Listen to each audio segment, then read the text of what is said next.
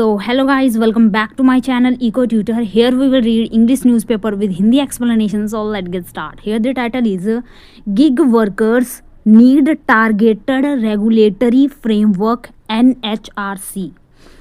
तो यहाँ पे बताया जा रहा है कि जो गिग वर्कर्स हैं, तो गिग का मतलब क्या होता है और गिग वर्कर्स क्या होते हैं ये आगे हम पढ़ेंगे तो जानेंगे, ठीक है।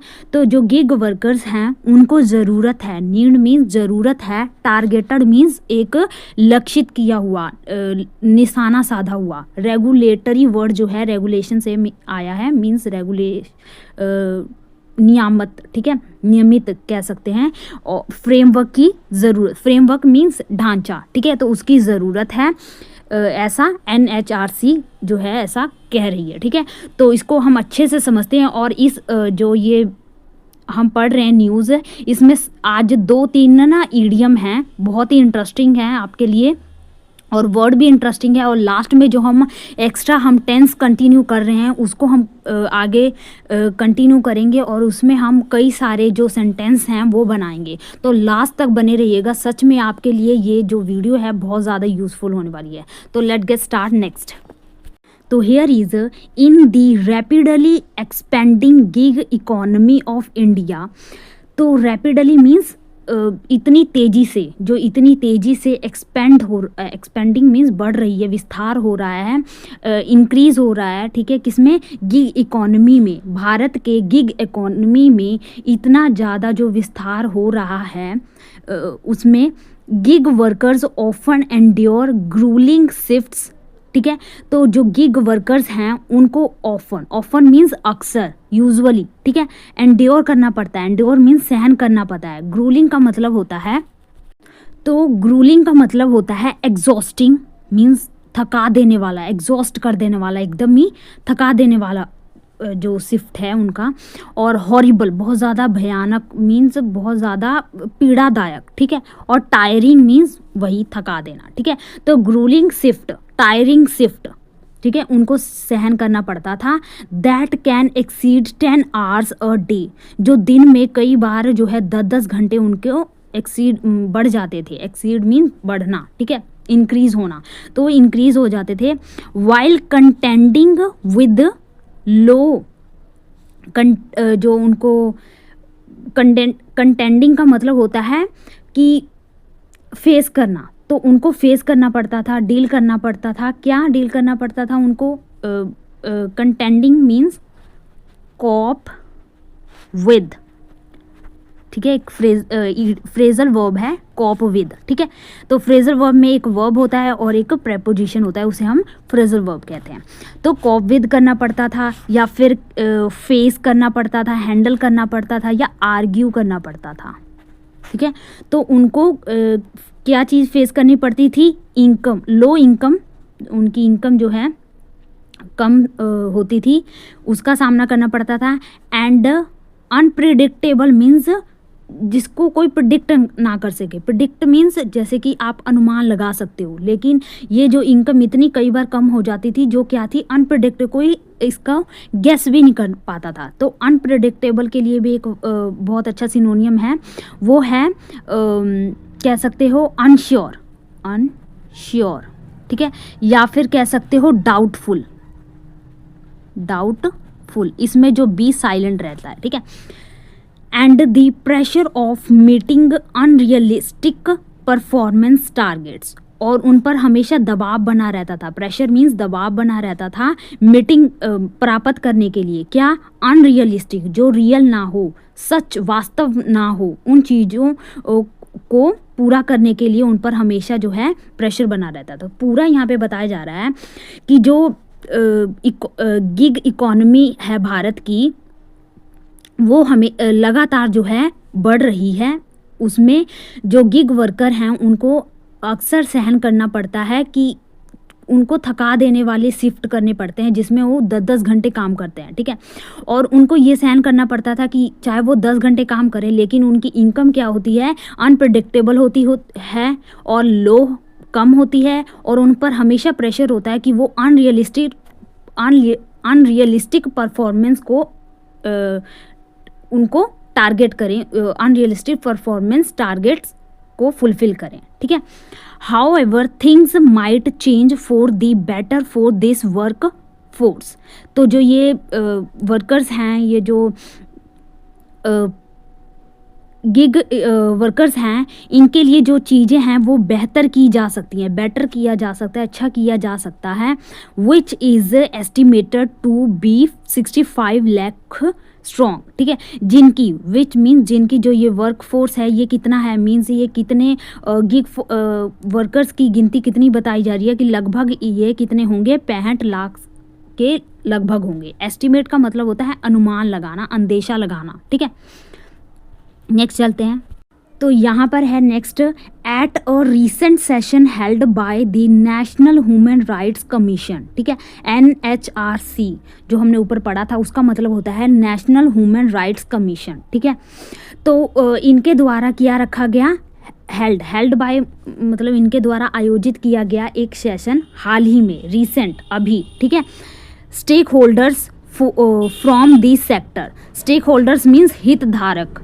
तो इस सेक्टर से, इस क्षेत्र से जो भी हितधारक हैं उन्होंने रेकमेंड किया है, मीन्स सिफारिश की है, अ sleeve of measures.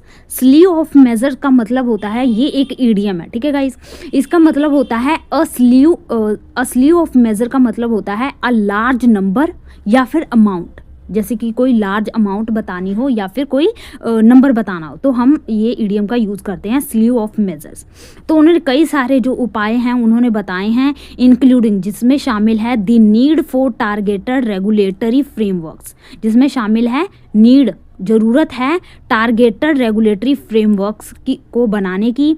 Setting up का मतलब होता है अरेंज करना, ठीक है, बिल्ड करना, ठीक है। तो रेस्ट पॉइंट्स, और जो बाकी के जो बचे हुए पॉइंट्स हैं उनको अरेंज करना। And the recreation of grievance redressal mechanism particularly for women workers. तो यहाँ पे जो ये वर्ड है ग्रीवेंस का मतलब होता है इंजरी, कोई जख्म, इल, बीमारी या इनजस्टिस, ठीक है, किसी के साथ अन्याय, ठीक है, ऑफेंस, क्राइम या फिर शिकायत, या फिर कह सकते हैं किसी साथ ग्रीवेंस, किसी के लिए दुख, पीड़ा, ठीक है। तो यहाँ पे बताया जा रहा है कि और इसमें क्या क्या शामिल है कि जो ग्रीवेंस है, शिकायत है, जो भी ऑफेंस है उसको रेड्रेसल करना। रेड्रेसल का मतलब होता है अमेंड करना, कोरेक्ट करना या रेक्टिफाई करना, मींस सुधारना, उसको ठीक करना।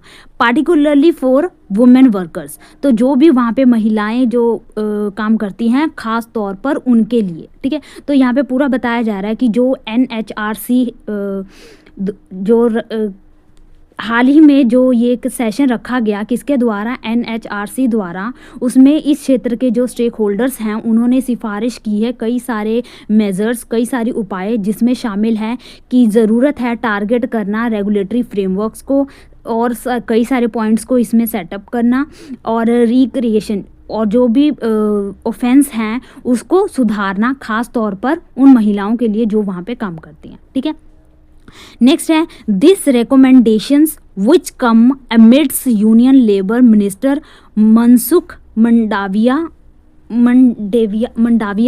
announcement in October to put in place a framework for social security of gig workers including health insurance and pension were presented as a part of the। तो यहाँ पे बताया जा रहा है कि दिस recommendations, जो ये दिस किस लिए लगा है, जो प्लूरल सब्जेक्ट है यहाँ पे, ठीक है। तो रिकमेंडेशन, तो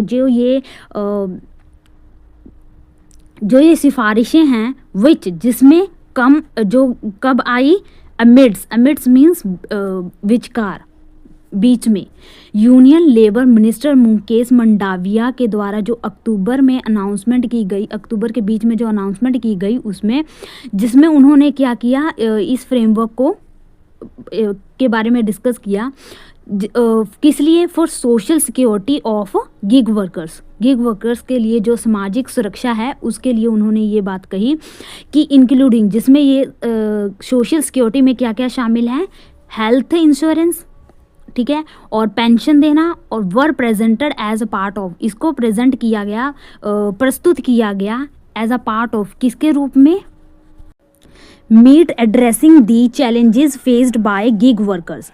तो जो गिग वर्कर्स के द्वारा जो चैलेंजेस फेस किए जाते थे, यानी कि जो भी गिग वर्कर्स मुसीबतों का सामना करते थे अपनी काम को करते हुए, उन सभी प्रॉब्लम को उन्होंने डिस्कस किया और कहा कि सोशल जो सिक्योरिटी है उनके लिए बहुत ज़्यादा ज़रूरी है। ठीक है, नेक्स्ट है the issue holds importance give that India's top think tank panel NITI Aayog has estimated 65 lakh gig and platform workers in the country. तो जो ये इश्यूज़ हैं ये होल्ड्स इसलिए इम्पॉर्टेंट है, इसलिए इसकी खास ये ज़रूरी बन गया है क्योंकि जो इंडिया के जो टॉप थिंक टैंक पैनल है नीति आयोग, उन्होंने अनुमान लगाया है, एस्टिमेट किया है कि 65 लाख जो गिग वर्कर्स हैं और प्लेटफॉर्म्स वर्कर्स हैं वो कंट्री में हैं, 65 लाख। ठीक है, but the number is likely to be over 2 crore as the segment is growing rapidly.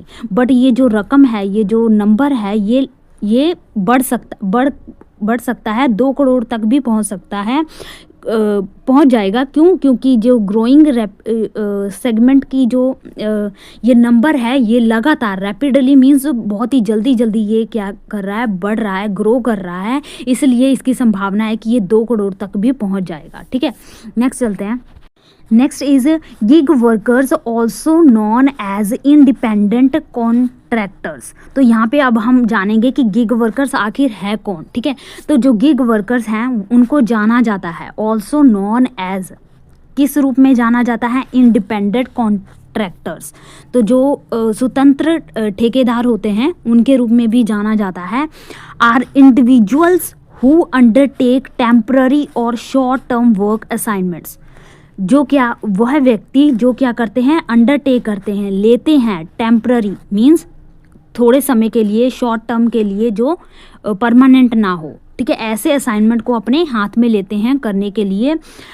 Primarily with in the service sector, primarily means मुख्य रूप से जो सर्विस सेक्टर में, मुख्य रूप से जो सर्विस सेक्टर में जो वर्कर्स शॉर्ट टर्म के लिए या टेम्पररी असाइनमेंट जो अपने हाथ में लेते हैं उनको हम गिग वर्कर्स कहते हैं। ठीक है, दे ऑपरेट इंडिपेंडेंटली, वो क्या कहते हैं, ऑपरेट करते हैं, यानी कि सारा जो सिस्टम है या जो काम जो है वो ऑपरेट करते हैं, किस तरह, इंडिपेंडेंटली होके, मीन्स स्वतंत्र होके।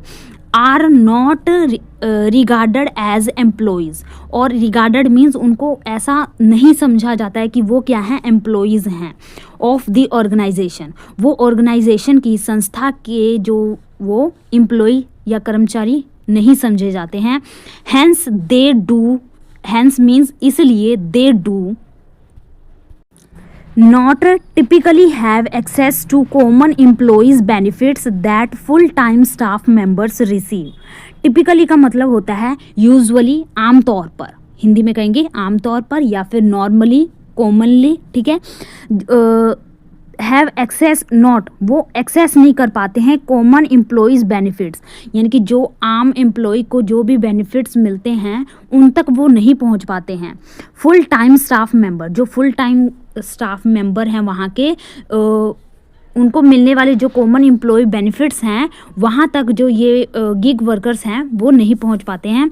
हाउएवर, हालांकि irregular incomes, unexpected expenses and limited access to credit have often left them at the receiving end। Next idiom आ गया कि यहाँ पे बताया जाए कि हालांकि, इरेगुलर मीन्स जो नियमित ना हो, अनियमित, जैसे कि भारत में जो वर्षा है वो इरेगुलर होती है, कभी होती है कभी नहीं होती है, उसका कोई अनुमान नहीं लगा सकता। ठीक है, तो ये जो इनकम है उनकी क्या है, इरेगुलर है, और अनएक्सपेक्टेड है, मीन्स जो उनके एक्सपेंसेस हैं भी पता नहीं कब उनसे, मतलब उनके खर्चे जो है बढ़ जाते हैं अनएक्सपेक्टेडली। ठीक है, एंड लिमिटेड एक्सेस, और जो उनके आमदनी का जो स्रोत है वो क्या है, लिमिटेड है। क्रेडिट मीन जो उनकी साख की पहुंच है वो क्या है, लिमिटेड है।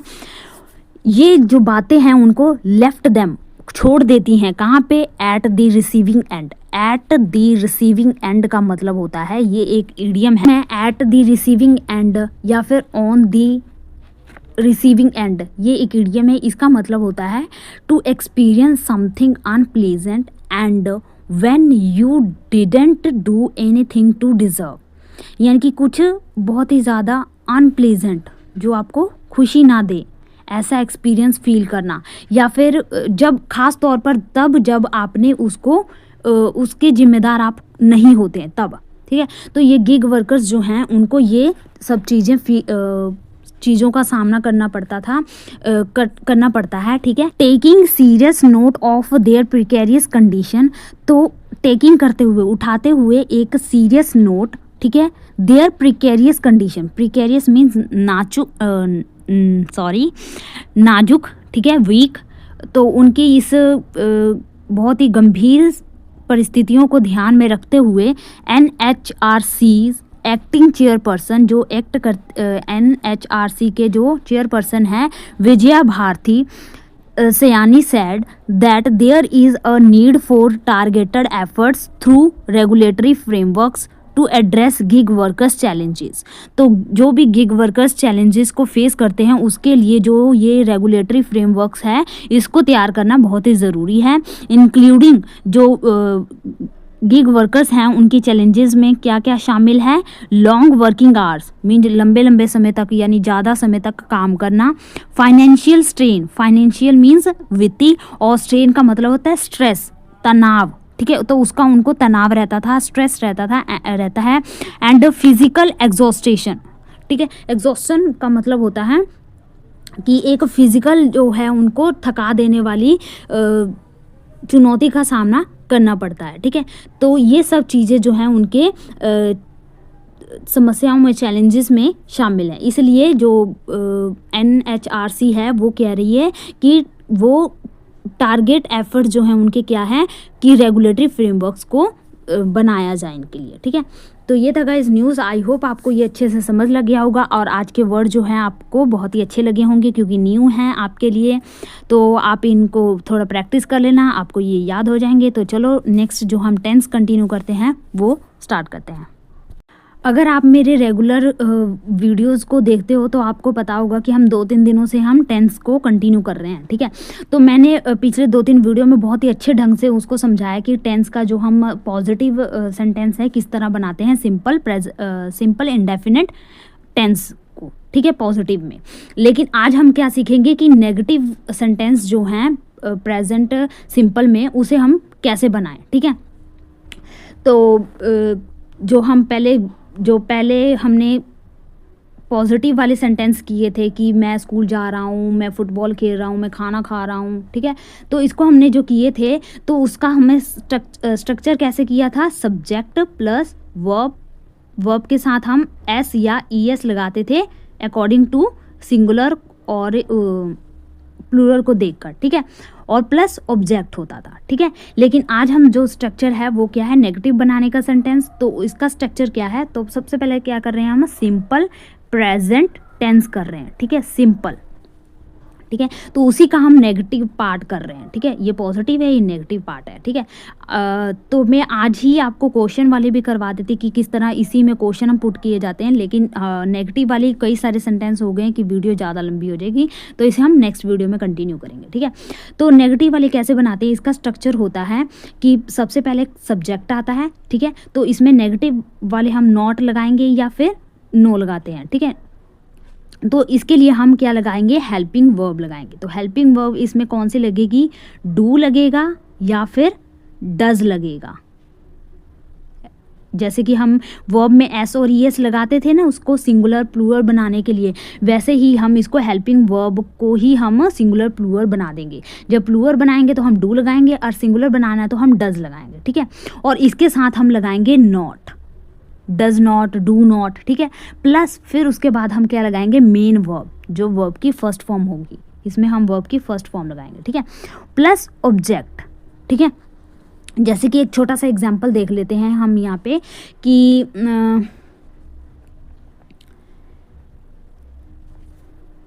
ही गो टू स्कूल, ठीक है। तो ये तो हो गया इसका सिंपल कि वह स्कूल जाता है, ठीक है। और इसी को हम नेगेटिव में बनाएंगे तो कैसे बनेगा, ही। अब हमें हेल्पिंग वर्ब यूज़ करनी पड़ेगी, तो हम यहाँ पे डू ये यूज़ करेंगे या डज, जल्दी बोलो, तो हम यहाँ पे यूज़ करेंगे does according to the subject. तो डज के साथ हम लगाएंगे not, he does not go, और यहाँ पे हम वर्ब की फर्स्ट फॉर्म लिखेंगे, इसके साथ हम कोई भी छेड़छाड़ नहीं करेंगे, जैसे हमने वर्ब की फर्स्ट फॉर्म पढ़ी है वही लिखनी है, ठीक है। Go to school, go to park, go to museum, anything, ठीक है। तो ये हो गया इसका स्ट्रक्चर, आप आई होप आपको समझ लग गया होगा, ठीक है। और एक प्लूरल में देख लेते हैं, जैसे साथ में नहीं खेलते, ठीक है। वी डू, तो यहाँ पे डू लगाएंगे, ठीक है। डू नॉट प्ले टुगेदर, साथ एक साथ को कहेंगे टुगेदर, ठीक है। तो हम एक साथ नहीं खेलते, we do not play together, ठीक है। यहाँ पे डॉट लगाएंगे। तो नेक्स्ट चलते हैं, अब हम प्रैक्टिस करेंगे, ठीक है। एक बार हमने रूल सारे देख लिए, अब हम प्रैक्टिस फटाफट करते जाएंगे। तो मैं हिंदी में बोलते जाऊंगी और इंग्लिश में लिखते जाऊंगी, ठीक है। तो हमारा पहला सेंटेंस है जैसे कि यह जो है दिलचस्प नहीं लगता, ये दिलचस्प नहीं लगता। तो ऐसे हम इसे हम कैसे बनाएंगे, तो ये जो सेंटेंस है ना अपन डे टू डे लाइफ में यूज़ करते हो, ठीक है। तो आप ना इस स्ट्रक्चर से आप अपनी डे टू डे लाइफ में यूज़ होने वाले सेंटेंस को भी मेक कर सकते हो, ठीक है। तो यहाँ पर है यह दिलचस्प नहीं है, इट, तो इसके लिए लगेगा does, it does not sound interesting,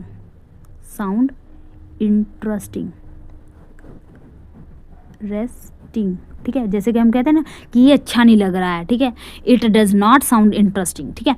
जैसे कि कोई आपको पूछता है कि मैं ये ड्रेस ले लूँ, मेरे पे ये कैसे लग रहा है, ठीक है। तो आप कह सकते हो it does not sound interesting, आपको अगर अच्छा ना लगे, आपको अगर वो बेहतर ना लगे तो, ठीक है।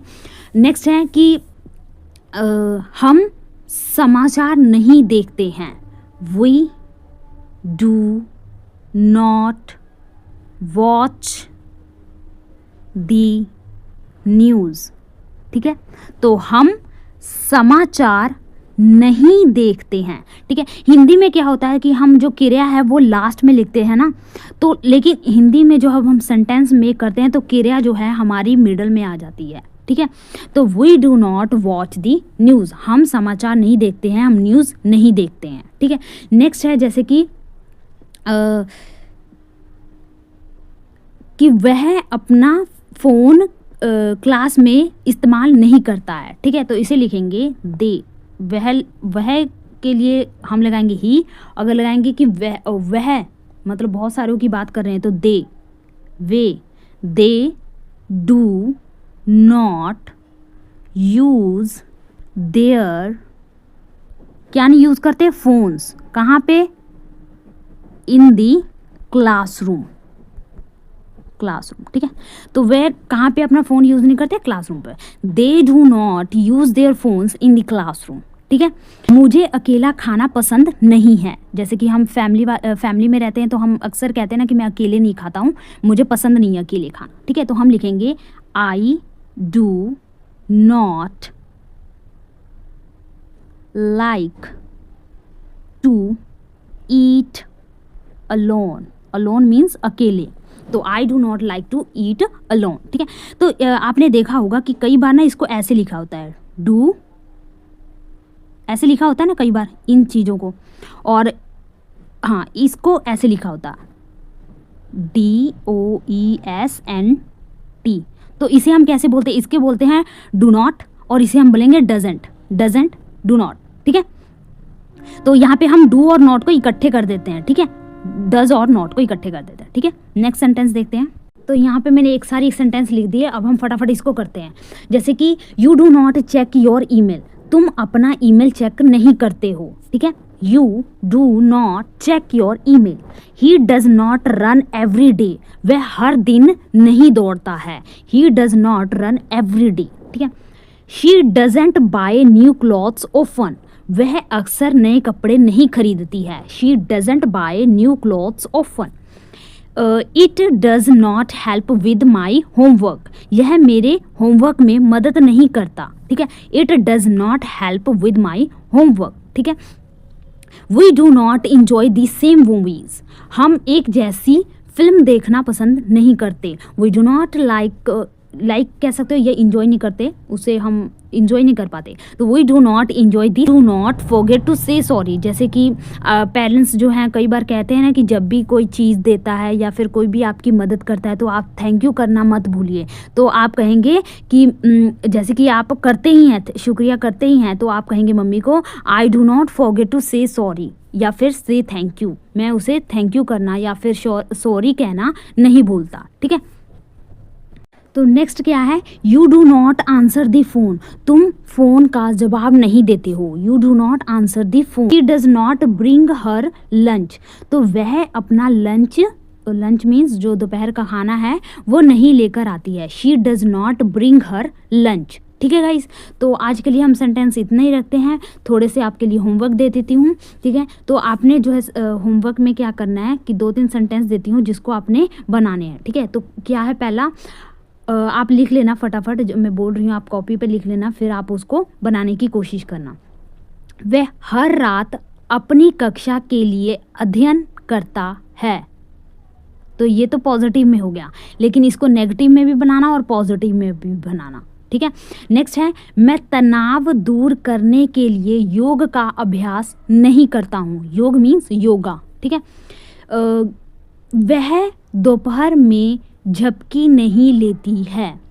गर्म दिन में, नेक्स्ट सेंटेंस है, गर्म दिन में पेड़ छाया प्रदान नहीं करते, ठीक है। तो ये सेंटेंस मैं ही बना देती हूँ, ठीक है।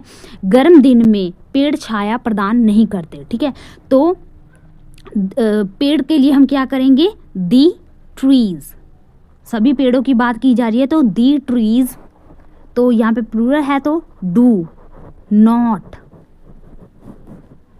नॉट प्रोवाइड, देने को हम कहते हैं प्रोवाइड, शेड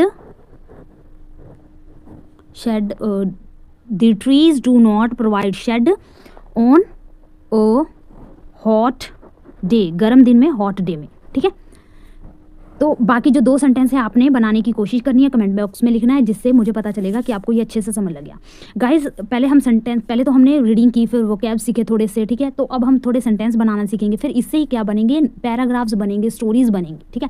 तो अगर आप इसकी प्रैक्टिस करते रहोगे ना तो आप बहुत ही जल्द ही सीख जाओगे। तो ये जो लास्ट में जो मैं आपको करवाती हूँ ना, जो एक्स्ट्रा वर्क, इसको कभी भी मिस मत करना, क्योंकि इसमें ही कई सारी चीज़ें जो है आपके सीखने के लायक होती हैं, ठीक है गाइस। प्रैक्टिस जरूर किया कीजिएगा।